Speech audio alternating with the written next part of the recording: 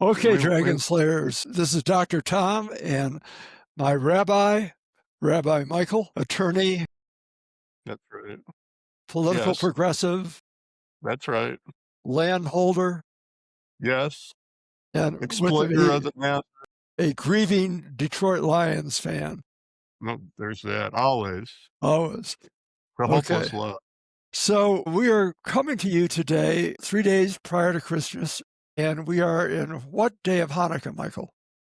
We just finished Hanukkah. We Just had the finished. 8th day of Hanukkah, and it ended at sunset, and we're after sunset now at 7 p.m. Okay. Uh, well, I am keenly interested in what has happened since the most recent atrocity in Sydney, Australia. And you're fresh and connected to that issue. I'd be most interested in your perspective on what's going on there, and if there's anything there that could be seen as potentially healing.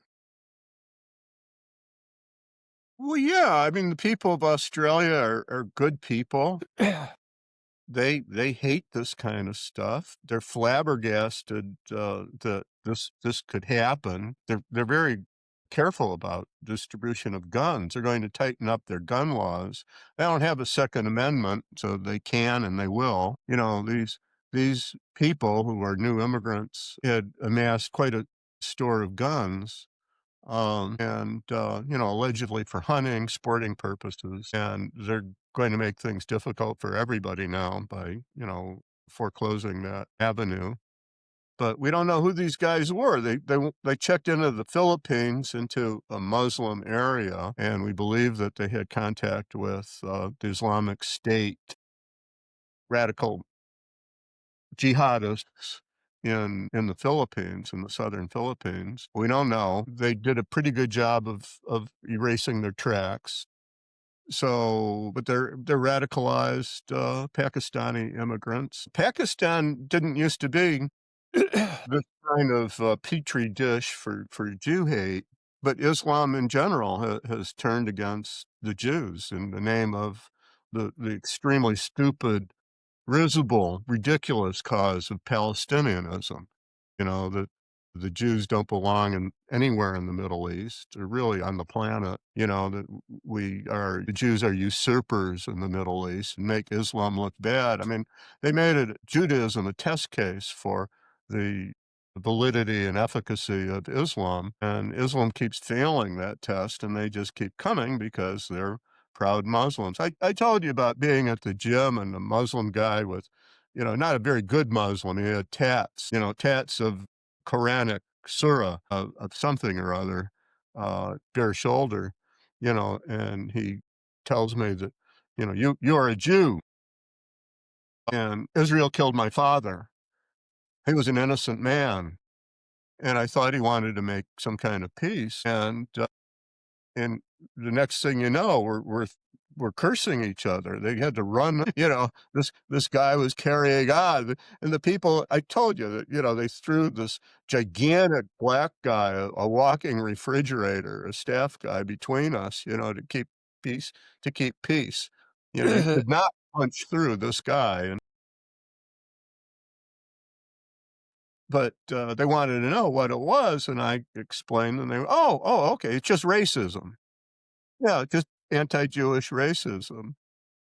And this is coming from, incidentally, a Chaldean girl who had been baptized as after Joan of Arc by a Chaldean priest who was subsequently viciously murdered by, guess what? Islamic State in Iraq, you know? So this lovely American girl has that kind of heritage. But Islam is largely there. I mean, there are a lot of really thoughtful pro-Israel Muslims in the world. That's a tiny minority, and the thrust of Islam today is virulently anti-Jewish, and it's anti-Jewish mostly in the name of, because of the so-called Palestinian cause. Michael, might I interject here, since our podcast, ironically, has been supported by a family of moderate Islamists, I believe. Bless them. Well, what I'm wondering about is it really a tiny minority, or is it a minority that has been so intimidated that it cannot speak out? Well, they are intimidated. In the United States, the FBI has infiltrated Islamic, um, congregations and communities like white on rice. Up until 9/11, I remember this, Dearborn, Michigan is a major, is now a majority Black, majority, Muslim community, and, So the what are the good restaurants in Dearborn that you can take me to? well, no, there are a lot, and you could get except, my Arab clients would take me out to celebrate our occasional legal victories, they happened, and we would go, but I can't eat their meat, the halal meat, they're so proud of it, the savory, lamb, goat, whatever they're cooking, but halal, it doesn't come up to the standards of kosher. Halal, which is the Muslim version of So kosher. what time of day do you have these meals in Dearborn? Well, there's another Muslim area on the northeast side, so I we see. would we would go there, but there is it's the same kind of thing, but, you get all the savory meat, but I can't eat it, so I would be confined to eating not the hummus, the parsley dish, which and it always would get it stuck in my throat, you know? I mean, they would eat like kings, and I would be eating like a sheep, parsley, and then getting a sore throat from it later. We had to victory or not, we had to forego those sorts of, Well, feasts. let me just interject at this moment. One of the better meals I had, and that was hosted by our cousin Cindy Levine, on Katie's bat mitzvah. And at the time, Cindy was active as a agent for local rock groups and also was very familiar with this wonderful Lebanese restaurant. And so I knew the dinner was Lebanese, I guess, tapi or hors d'oeuvres that was just wonderful. before I was kosher, I would eat at those meals, and they really know how to cook lamb, but the standard is not kosher. Well, back to your point. So radical Islam has become a very vocal voice for all of Islam, despite the fact that there may be a sizable minority or more of Or more, but, moderate you never Islamists. know. I mean, we saw this in Somalia. We took in a lot of Somali immigrants and sent the poor souls from, this, extremely hot country to Minneapolis and St. Paul, you know, figuring that would freeze them. And, we have a congresswoman from Omar, Ilhan Omar, is it, from isn't she there. the congressperson that married her brother? I I Well, don't think so, no, but just just to get him accepted in the country, is that possible? no, that's not allowed. No, we don't, but, we found that you have in Judaism, you have something called the Baalei Teshuva movement, which is literally masters of return, where Jews, pick up where their ancestors left off and become frum, become religiously observant. And there you are in the frozen wilds of Minnesota, and a lot of these Somali, kids decided that they would go after who am I? What am I? What am I supposed to do in the world? And they picked up on the religion of their ancestors. And the religion of their ancestors has been partly subverted by radical Islam, jihadist Islam, which is eliminationist when it comes to the Jews, that the Jews are one of the scourges of humanity, that not only do we occupy, Muslim Palestine, not only are we, vicious colonizers and imperialists, this is all nuts. It's historically false, but Islam has never been all that careful about its facts. But what you're suggesting is that the initiation ritual for these young Islamic kids is to become vigorously anti-Semitic and almost violent, if not completely. Often there's a Yeah. horrible stream of this stupid Jew hate that is in Islam and always has been. You know, they talk about Khaybar, you know, and you'll see them writing it, you know, Khaybar, Khaybar. Well, that's where Muhammad himself took a village that was mostly Jews, and he erased it from the map. He slaughtered all the men and boys, and the women ended up as slaves to the Muslims. H you know, this and they're talking about that So this is their model. this is actually Well, it this is, is celebrated? it is celebrated, it's in Islam. I mean, a good moderate Muslim, a Sufi professor at the university, I mean, they don't celebrate that kind of stuff, but the radical wing does, and they look to the time when the Jews were where they belonged, which in Islam, I mean, they teach the Jews belong as second-class citizens, as dhimmi people, permitted to live wherever we live, under their sufferance, paying special high taxes, being careful to, you know, in the supposed golden age of Islam, you had, if a Jew was on the sidewalk and an illiterate Bedouin sheep herder or crook walked past, the Jews were supposed to get off the sidewalk and let the proud Muslim go. That's part of the ideal golden world for, you know, classic Islam. But let's back up just a little bit. Let's talk about Maimonides and where did Maimonides live? Well, Maimonides was no friend of Islam. He No, called but Muhammad the lunatic, the Mashugana. I mean, he had a name for okay, Muhammad. but where was Maimonides living at the time? Well, he at the time, he was in Cairo or outside Cairo. Right. He was a physician to the Kurdish Sultan in Cairo, in And Egypt, Maimonides' time was when, 10th century? 1100, 10th, 11th, Okay. century. And was that not a time I realize that 11th, 12th, okay, 11th, 12th. 11th century.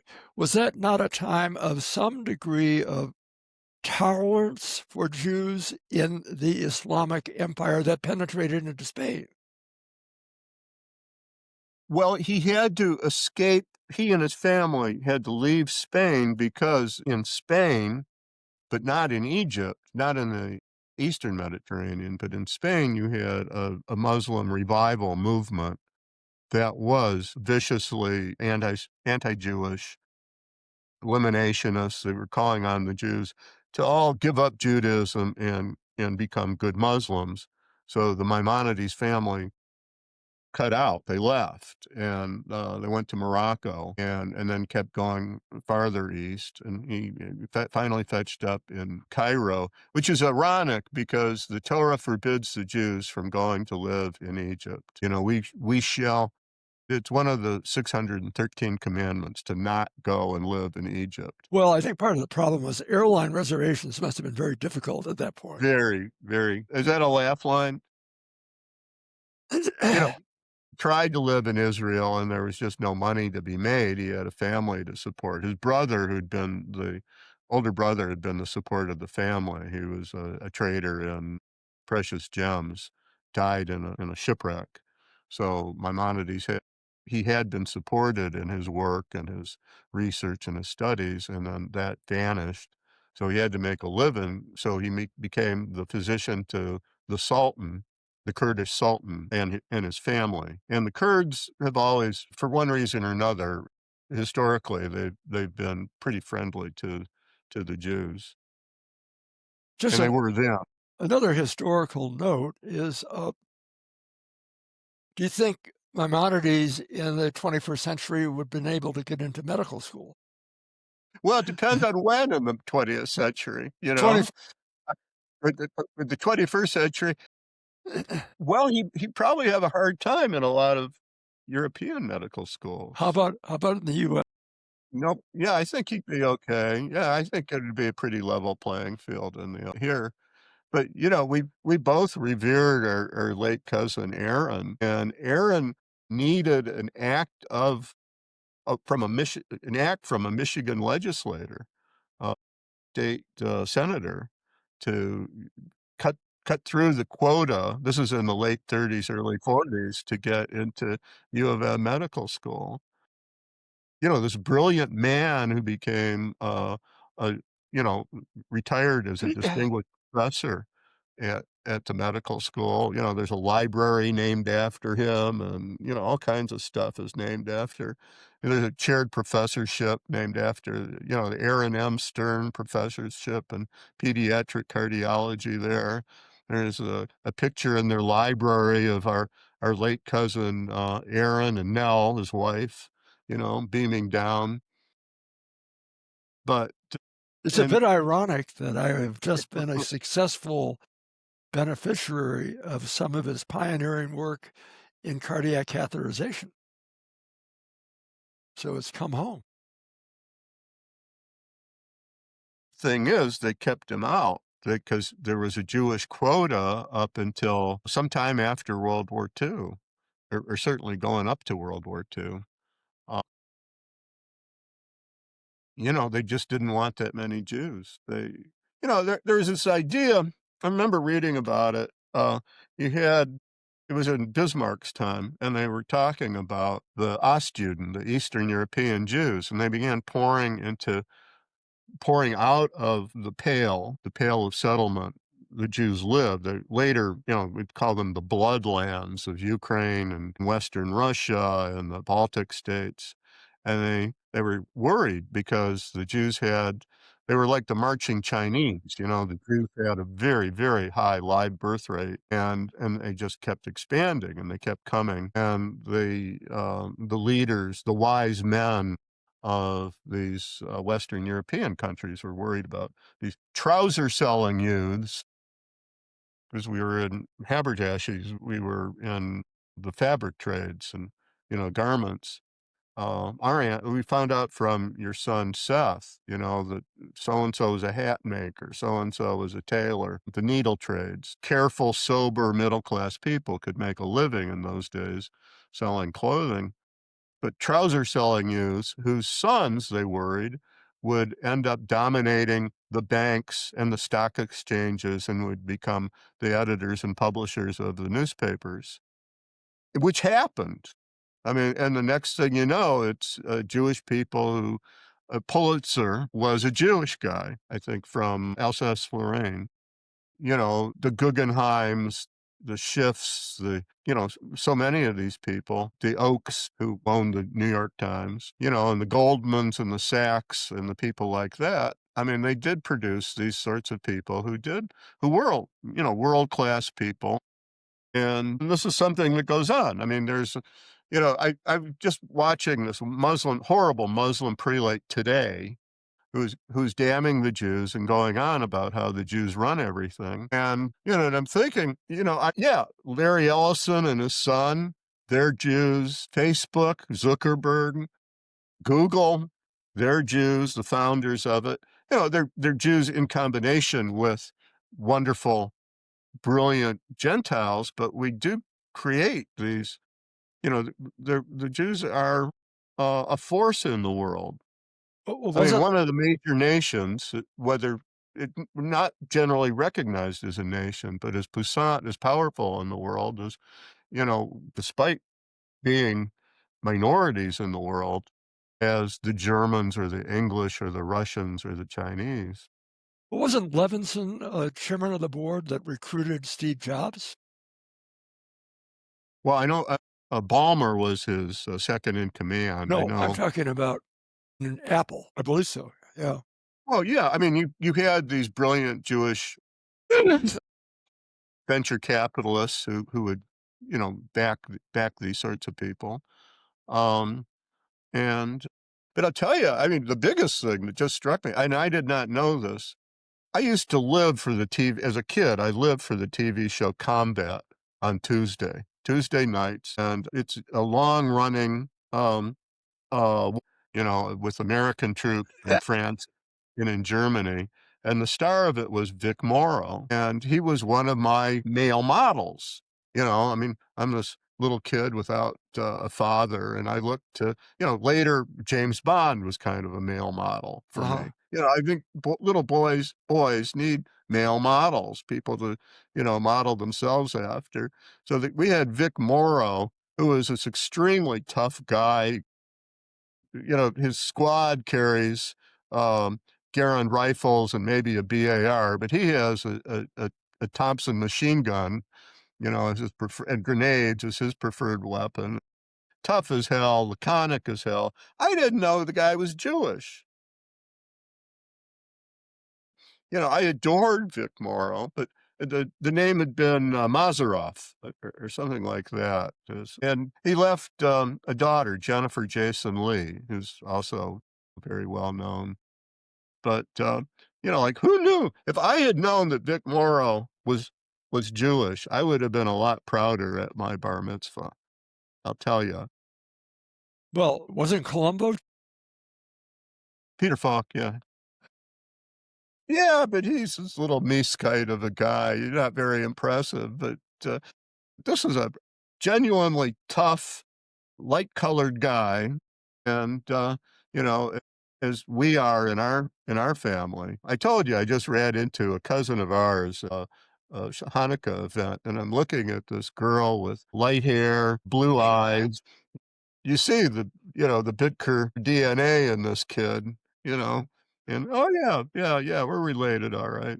So let me flip this around just a little bit because I want to give a shout out to one of my favorite actors, which was Al Pacino, a nice Italian Catholic who did just a brilliant job in Merchant of Venice playing the part of Shylock. My mom always admired the Italian. She would talk about how you could see almost the whole story of Europe in an Italian face, in Pacino or Mario Cuomo, like everybody. Like the Jews, the Italians are like a nation made up of every nation, you know, like everybody has passed through Italy and left their traces, and the same with the Jews. So, speaking of which, and this is far afield, one of my favorite operatic duets is from the Pearl Fishers. And I believe that one of the most popular duets was, I think, Jussi Berlin and was it Robert Merrill, another tenor? Yeah. Yeah. Yeah.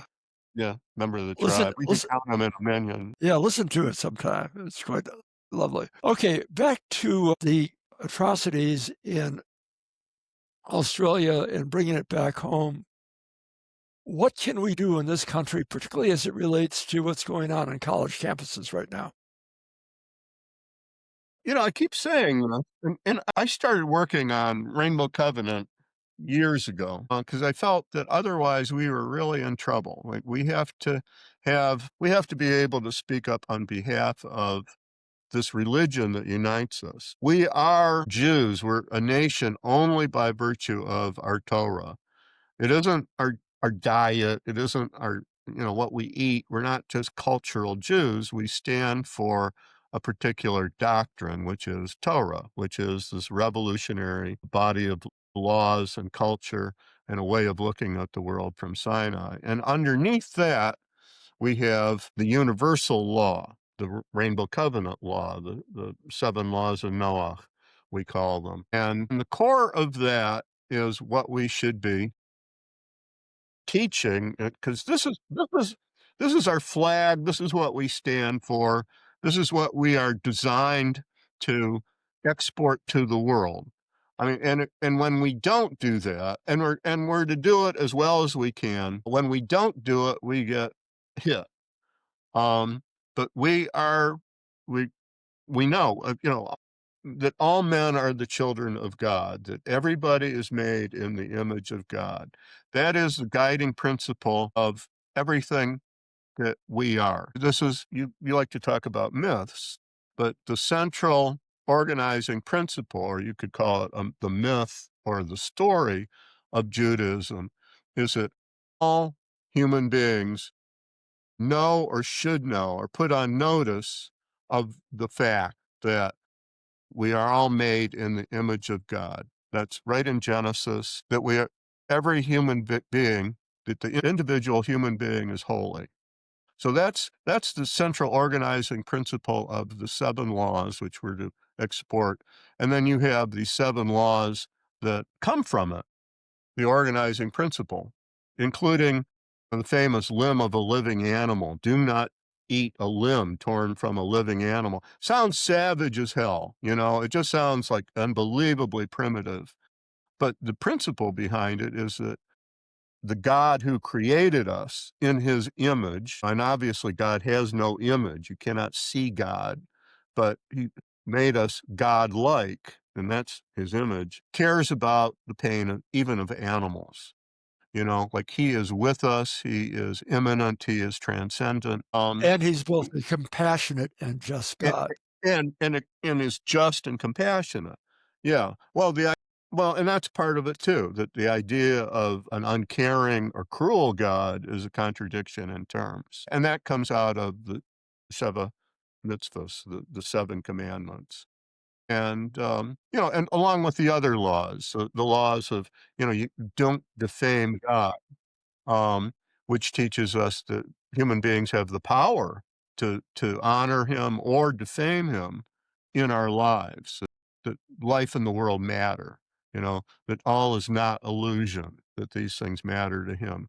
But all the 7 laws are that, I mean, they take you into these philosophical constructs that are denied by some religions, that do teach that, oh no, God doesn't care about that, or there is no God, or there are many gods, Let you me know. let me pause for a moment because I wanted to, first of all, alert our audience that if you wish to support the podcast, purchase a book such as The Rainbow Covenant Behind You and Dragon Slaying, both important books, I believe. Rainbow Covenant, however, I believe is just a brilliant argument, the product of a legal mind, yours, that represents a compelling argument for the path of faith and the path of following the laws of God. You may not like this comparison, but a best-selling book perhaps a half generation ago was Lee Strobel's Case for Christ, again, written by a journalist slash attorney in behalf of the arguments for Jesus. Your book, The Rainbow Covenant, does a beautiful job, I believe, in arguing for the importance of the Noetic laws. So if you want to get a good, quick understanding of Torah, read Michael's book. From your mouth to God's ears, yeah. Yeah, I hope. Yeah, that journalist lawyer is what I am, and I think it's very important that we do what we're supposed to do. We have a calling, we have a rallying cry, we have a doctrine that it is our obligation to bring to the world. And, in a world that is largely bereft of the kind of moral sense that, I was writing, I was in the Far East, and had, I had the sense that people there were following these stale religions that weren't taking them anywhere, and that they are ripe for an awakening. Western culture now pervades the world. Western culture, almost everybody has some literacy. People are used to a world with lots and lots of different people in it. Very few people live in a world where they know of only people of their own denomination. And the old faiths are fading. And it seems to me that they're looking for something new. And there's a worry verging on desperation on what will the future hold? What will it hold for our children? And in the Far East, they desperately do not want their children to become what they've been. They do not want them to become Sherpas or sex workers or subsistence farmers, rice farmers, or things like that. They want their children to thrive. And in a world where the glaciers are melting and the climate is changing and it's getting hotter in the hot places and drier in the dry places. So, and I think they're looking for, Victor Frankl wrote about man's search for meaning. They're looking for meaning, and Judaism doesn't mean anything to them because it's been so defamed and erased. People were asking me, "What are you?" They saw my yarmulke, and I'd go, "Jew." And "What? What? What's that?" And then I'd go, "Hebrew." "Okay, but not Israeli." And I made that, and they've heard of Israel, and they he see Israel being attacked and attacking, and the defamation of Israel and the Jewish state today, and Israel is associated with Judaism, is extremely pervasive, almost universal.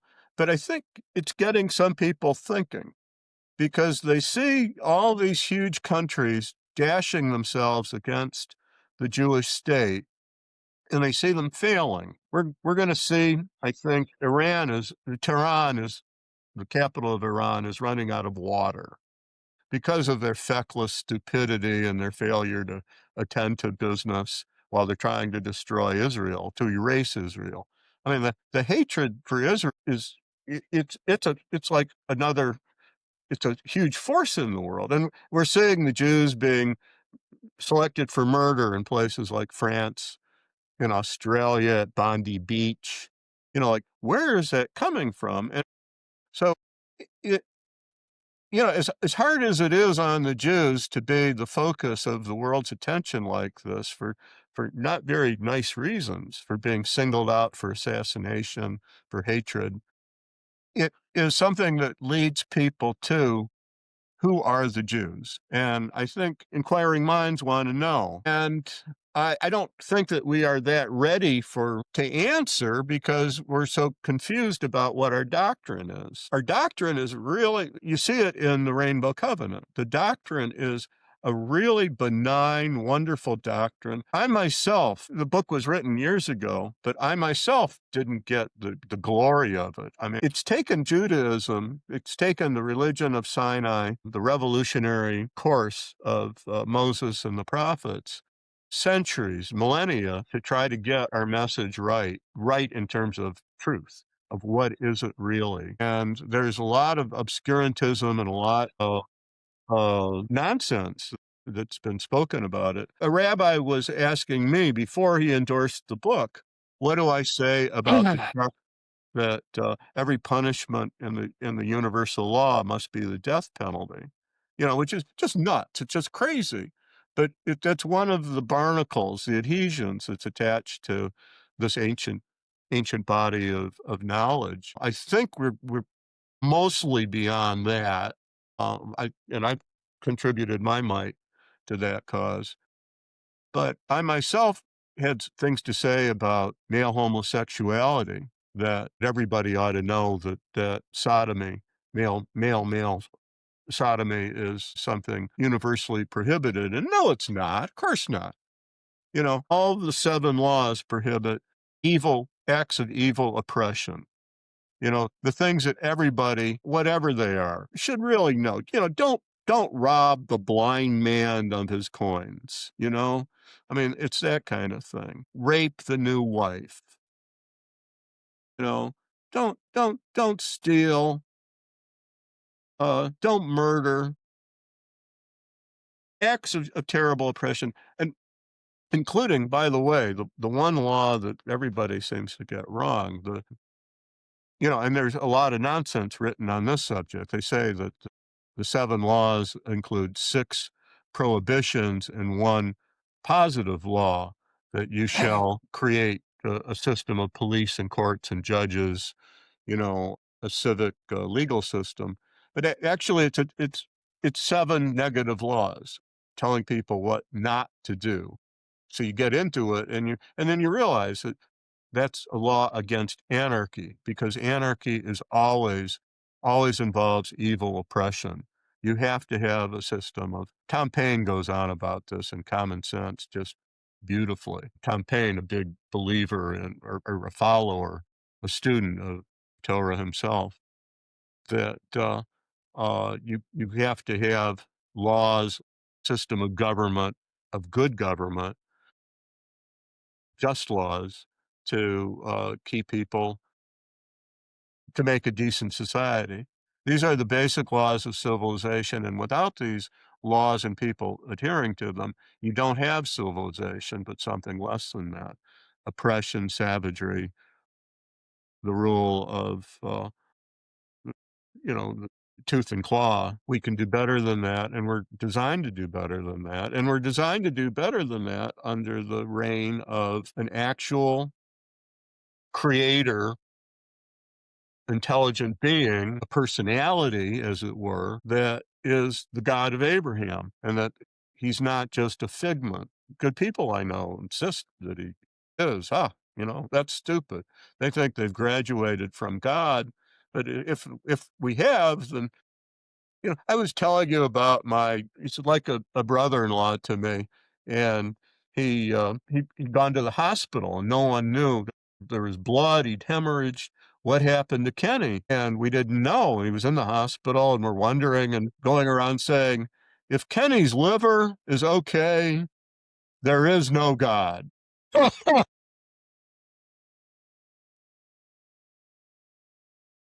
Okay, there's a laugh line, but, like, what kind of world would it be if, this guy who's been drinking all his life has, an intact liver? And funny thing is, it turned he had perforated his bowels with drinking, they were not in good shape, and that's where the hemorrhage came from, but his liver was fine, you know?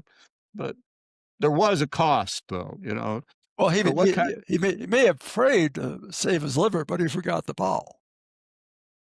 Right, yeah, the liver was perfectly fine liver, but, a world without God is, the idea is that a world without God is a world without justice, a world without compassion, but we have a God, the God of Abraham is no figment, and people treat him like that all the time, A late girlfriend, was going on about the way people treat him, they think what did she say? That they're pulling God's winky. 'Cause they're kind of leading him along. "Oh, yeah, yeah, don't look at what I'm doing here, just concentrate on, the the candles I'm lighting," or something like that, and it's pulling God's winky. We diminish him. People make God, in their own image, You see that in Hinduism, you see that in Buddhism, you see that in Islam. The Muslims have turned God into this anti-Semitic, Jew-hating ogre, who commands people to do evil and then punishes them for that. That's not the God of Abraham. That's not the God of Israel. We have a good God, and we learn about him through the book of Genesis, particularly, and the world is invited to meet him because he wants to meet with man. But then again, there you have the Jews, and hopefully as facilitators, but sometimes we're obstructors because there is I fought with this in with my editors in making Rainbow Covenant and with others, supposedly teaching wrong about the Torah. But I have to keep telling them that you've gotta understand that God does not begrudge goyim, that is to say, the mass majority of the world, non-Jews, it means literally the nations. He does not begrudge the nations, his love. Not at all. We forget. I was talking to somebody who was saying, in your conception, Mike, the Jews are the cool kids and everyone else is just secondary. And nothing could be further from the truth. That is not it. Everybody can be the cool kids. Everybody can come, and that's what the Torah teaches again and again. Everybody can come and be God's favorite. God can have a lot of favorites. He has the capacity to love infinitely all of us. The Jews have a code of law and a guidance, a Torah, to make us, I think, more lovable.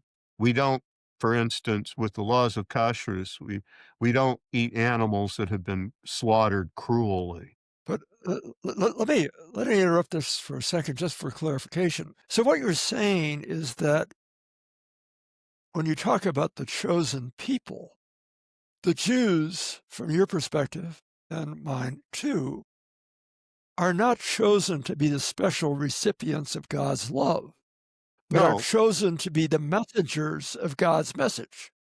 an instrument, Yes, not the objective, but a tool. right. Right. So we are the messenger culture, the messenger people. The special messengers with a special message, but you still have the Lincolns and the George Washingtons and the Shakespeares, the Newtons, the geniuses of humanity. I hate to leave out women, but the Spirit of God can be in anybody and is in anybody. It needs to be cultivated. The Jews have certain, that we come with our mother's milk taught compassion, mercy to animals. I think both of us grew up in a house where you would never hear what we call the N word. It would just be inconceivable. If I ever used that word, my mother would murder me. We didn't disparage, or Polak would be something that you wouldn't hear because it was demeaning to I don't think human we beings. in our household we ever use an expletive to describe people. I mean, that just was Well, yeah, and that's pretty unusual, but hopefully it's more usual nowadays, but in our time, back when, they did do that, um, or all kinds of little things. I remember representing these guys who were selling transmissions, and they would complain about people who would come in, and they'd agree to a deal, and then they'd come in and they'd go, "Hey, you did the job for me, thank you very much, the transmission works great. Here's 80% of what I promised you, uh, cash money, and, and so it wasn't enough to have a deal, but they would try to get a deal after the deal, and it would drive these guys nuts because we have a deal. Well, yeah, but all I have is 80% of it or 70% or 90%, and that would be part of the bargaining process as far as they were concerned. I see you wincing, and it's atrocious, it's savage to do that. A deal is a deal, but a lot of people are taught, they grow up believing, they convince themselves that this is a fine thing to do. That's a cultural thing, but it's savage, it's stealing. pause for a Some moment. people are stealing.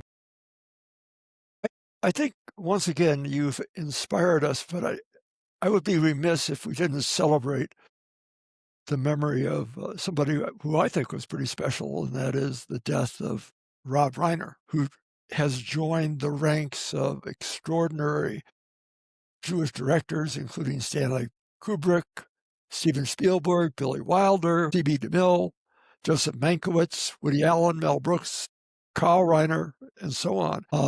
And if people don't know, Rob Reiner was responsible for When Harry Met Sally, Really good movie. and one of the great sex scenes, probably. With his mother.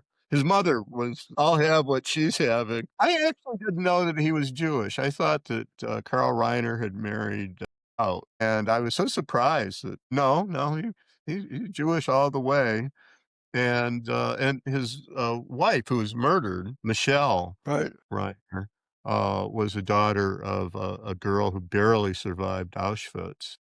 Um, and what wonderful people they were. I was listening to, National Public Radio talking about they had an interview with Rob Reiner and Meathead, from All in the Family, and, uh, in what a world he lived in. And what a Jewish world he lived in. His dad and his dad's best friend are Carl Reiner and oh god, I'm losing my mind. Sid Caesar, perhaps? Well, Sid Caesar was Yeah. part of that world, and all those guys. Neil Simon was part of the crew, and Woody Allen was part of the crew.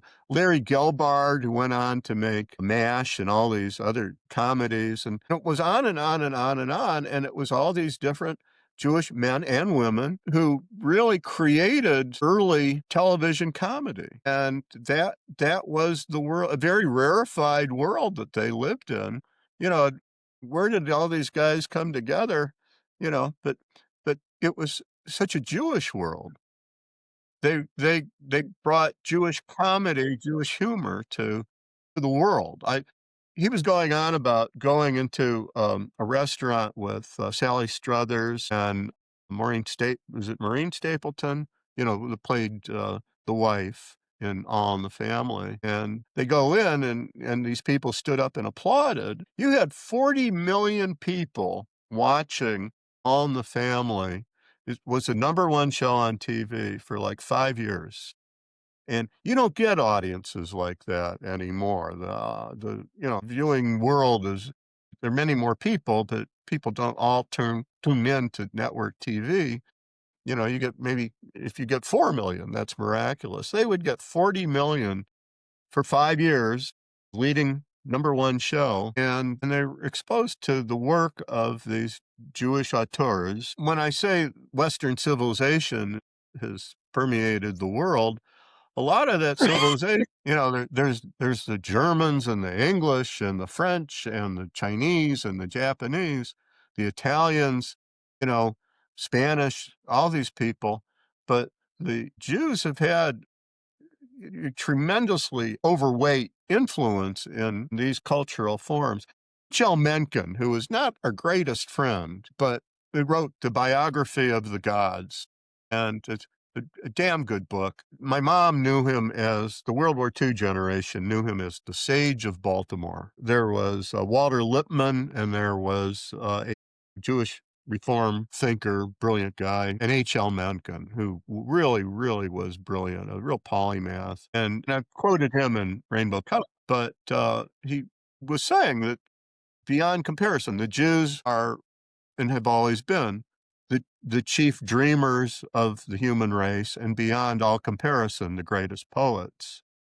You know, and he's talking about the dreamers, the poets, the Isaiahs, the Jeremiahs, the Moseses, and then later, even the creators of the Christian scriptures, who are almost all Jews. But then, and this is before you had Carl Reiner, you know, and Mel Brooks is the name I couldn't remember, who's still around, thank God, and the thousand-year-old man and all those things. But those were big, big contributions, and the Jews keep doing that.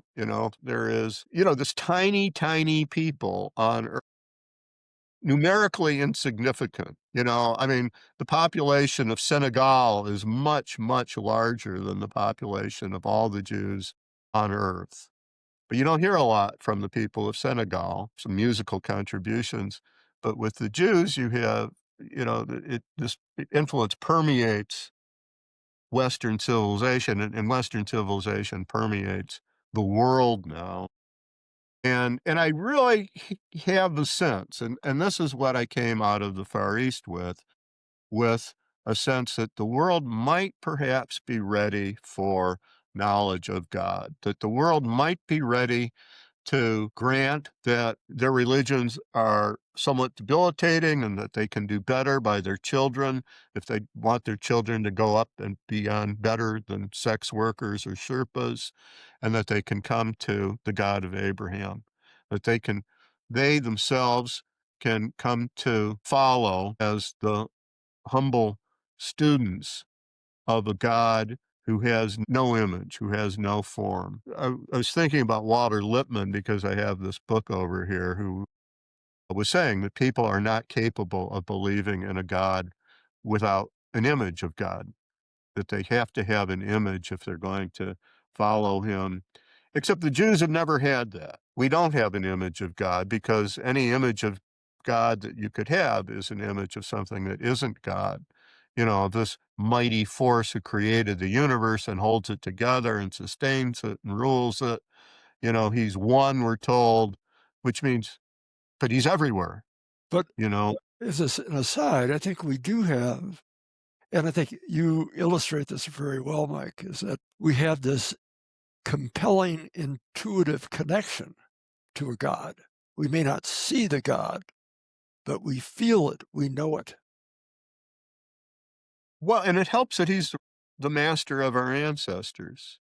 I mean, it really helps a lot, and other people don't have that. Okay. Let's pause for a moment. This will be our last podcast of 2025. Next time we see each other, at least on this format, will be the new year. As my partner in this, I wish you the best and healthiest new year. Thank you. Thank Yes. you. And may you recover from the cold that you're suffering right now. Oh, I hope so. And then you're going to be traveling when, Michael? I don't know. My car died, so I But was I gonna thought go. I thought you had a trip in mind, or I not? was. I was going to India. I was going to Delhi and, Mumbai. When? Really well, I was looking forward to that, but I had to cancel. I had to get a car, so the money was Okay, a so, little tight. so the world travels are going to And we're upgrading our website, First Covenant, and that's taking a chunk of change, so I got wanted it. to vote. Anyway, thank you so much. It's been a great year, and delighted to have you as a colleague in all of this. And I look forward to our continuing dialogues. It's been great, Super. buddy. Be well. Thank you. Thank you.